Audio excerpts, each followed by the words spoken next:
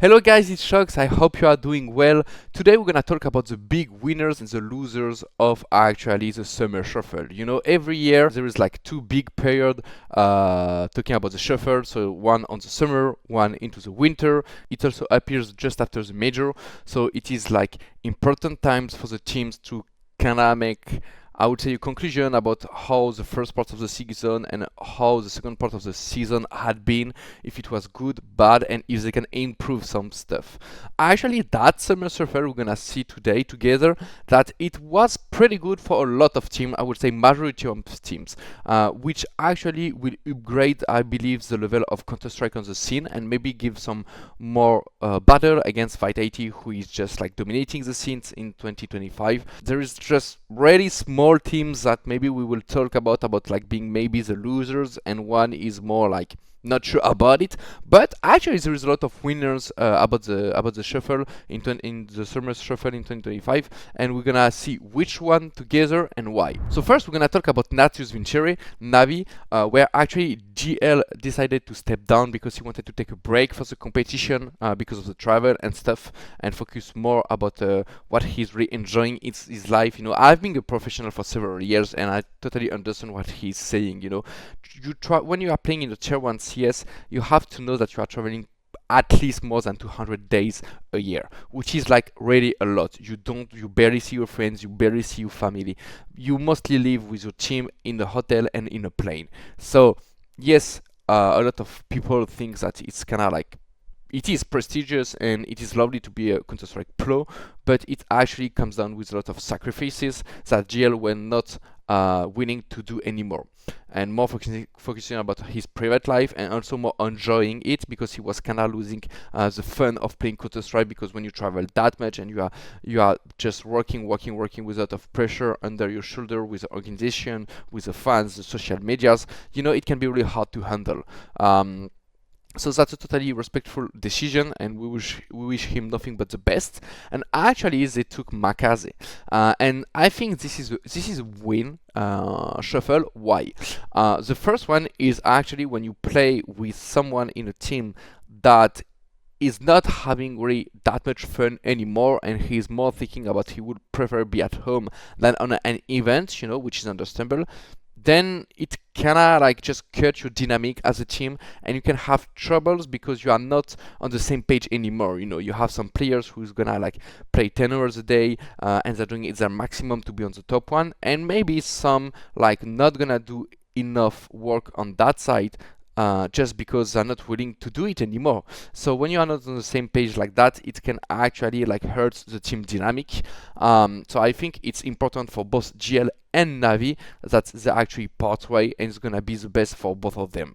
And now they actually select Makaze, and Makaze, which was playing in Navi Junior, so the academy of Navi. And as you can see, he is averaging a lot of good numbers. They won with Navi Junior the CCT Series 3, Series 2, and the Thunder Peak World Championship. And the last three events they won together, he was averaging, as you can see, almost 130 rating on all the events. So he's definitely above the tier 2 scene. He's only 17 or 9 or 18, I think. Wait, let me check. He's just 18 years old, so which means definitely he got a bright future ahead of him. So not only he's gonna be really good individually, but it also, as I was saying, gonna bring another dynamic for Navi that I think they needed, because, you know, there was the best team in 2024, but since the second part of 2024, they are lacking of something that they tried the best to actually find back, you know, to find their form, but they actually never managed to do it. So now we're in 2025, we're in July, so I think doing one chance like that, which is also a wish from the player, talking about GL, I think this is definitely a win move from Navi, and I'm really curious to see how Makaze can actually perform on tier 1. Second team we're gonna talk about is G2 Esports. So they bench Snacks, and we have actually two more players coming in. So it's Senpaius and Matisse, and we have also a new coach, who is So, sorry. And I think this is definitely a win move. You know, G2 has been struggling with some times now. They lost Monezis and they lost Nico, and from there, like, G2 had been always like kind of that European international like super team, you know, with superstar like Monesi and Nico. And now they don't have superstars anymore, so they try to bring Snags, they trying to bring Hades as a Yuan to see what it can, how it can fit, but somehow they were not like finding the, no, none of these players was actually the right fit for G2, you know. So they needed a big actually start and a new fresh start, and there is nothing better to have a fresh start, to actually start with at least 2 or 3 new players. In that case, we have 2, which is really good, and also a new coach, you know. And so did a lot of good stuff as a coach, and I think also Taz was not really working with G2. We don't really know why, and this is not really the question in that video today. But the thing is, like, bringing Senpais and Matty is gonna bring a new dynamic for the team, and I think will be able to actually make this team more a core together, you know, because he's used to work with international teams, while Taz was mainly playing with a Polish team, you know, back in the days, and managing like a national team or an international team is actually two things totally different. So I think this is a really good pick from the coach. Senpaius was one of the best players when he was playing in ENCE back then. He's still lacking, I would say, to find back his form since then, but he's still averaging a 116 rating the last 3 months, which is totally respectable.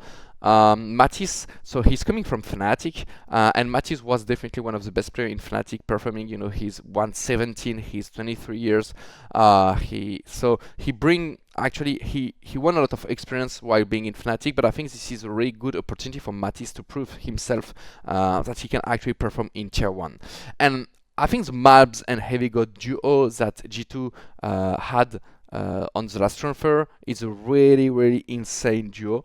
Hunter is always, like, I would say, now he's kind of like, you know, the old man in that lineup. He's 29 years old, but he got a lot of experience. So I think it is really important to have someone like that who is gonna like balance the team, you know. And I think they won a lot in firepower for sure, and they also won some of experience with player like Senpaius and a coach like So.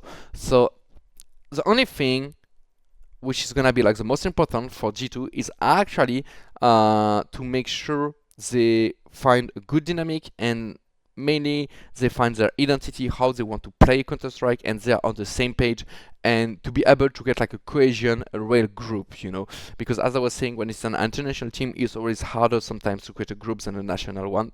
And if they can do it, I honestly believe So is the right guy to do it. G2 can actually be really dangerous because these 5 players on the server got a lot of firepower. So that's definitely a win move for G2 into that Shuffle Summer.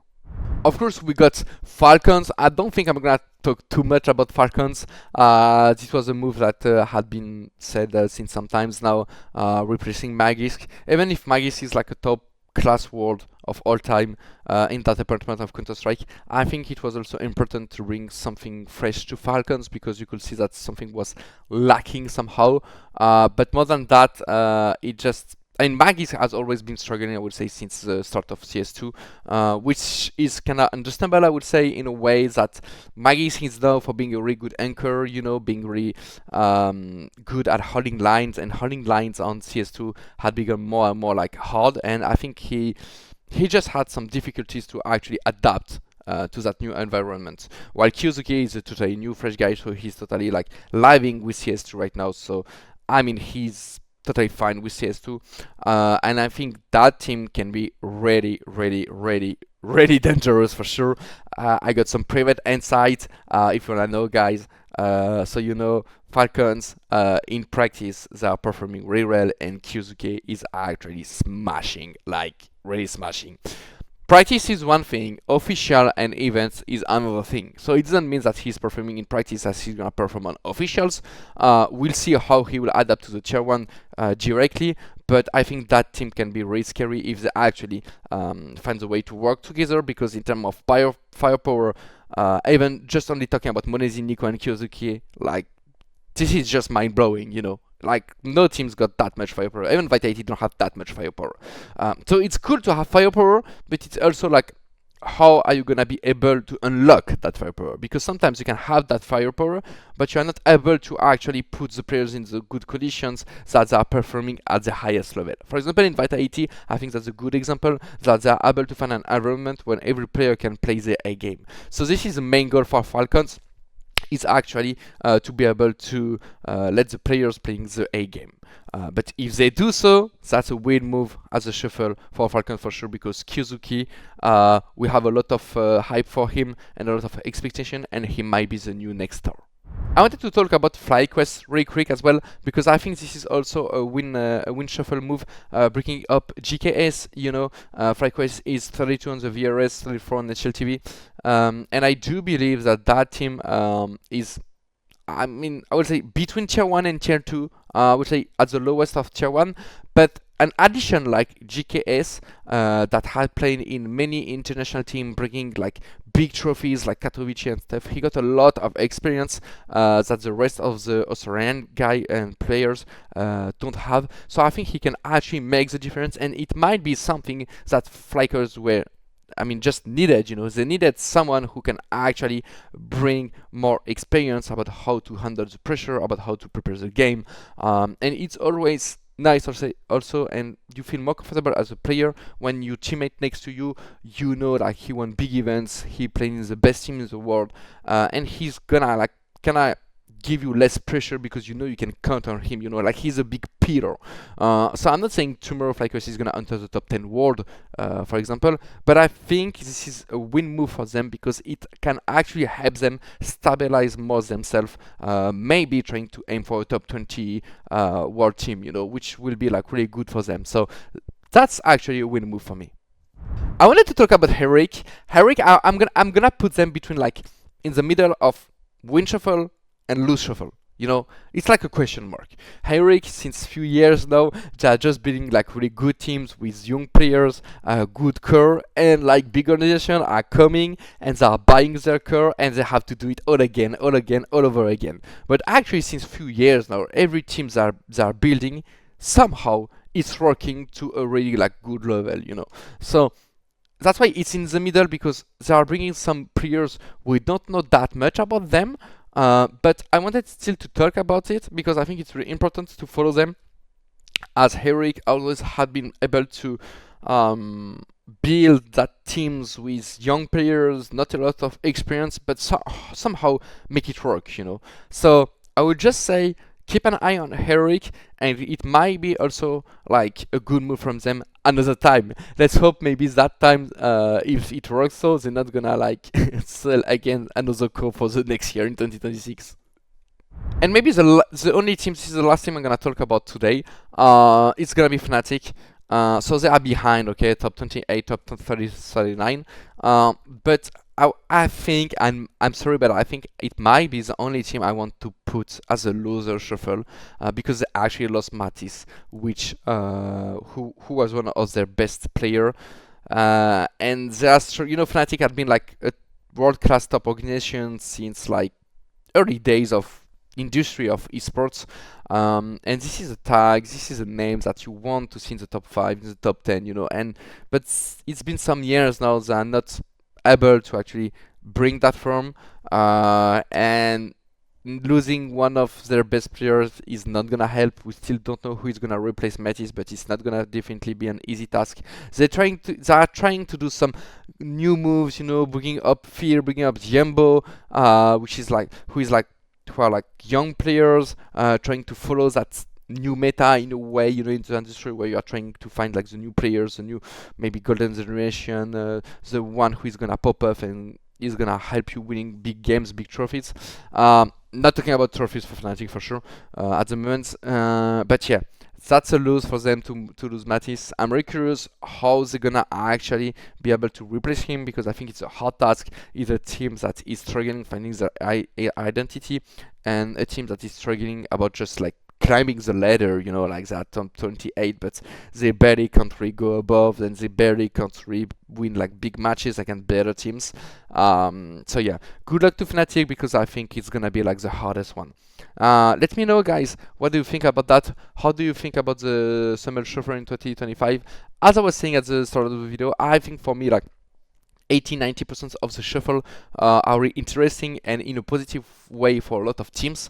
It will actually, so it's not like big shuffle with like big players changing, it's one or two specific players, but in every team it looks like all the research changes that had been made had been like well thought, and I see definitely an upgrade for all the teams we talk about, and which is actually gonna increase the level of the Counter-Strike scene. Might give some trouble to Vitality about keeping that #1 spot for the second part of the season, which is really interesting because even if I'm French and I'm really happy for Vitality, I think having one team dominating totally is not always fun to watch. You always like when there is like some fight between teams and it's tight games and you don't really know who is gonna win. And I think all these roster moves are actually gonna make the level upgraded in the next few months. So yeah, let me know what you think, but I think we're gonna have a really interesting second part of the season in 2025 for Counter-Strike.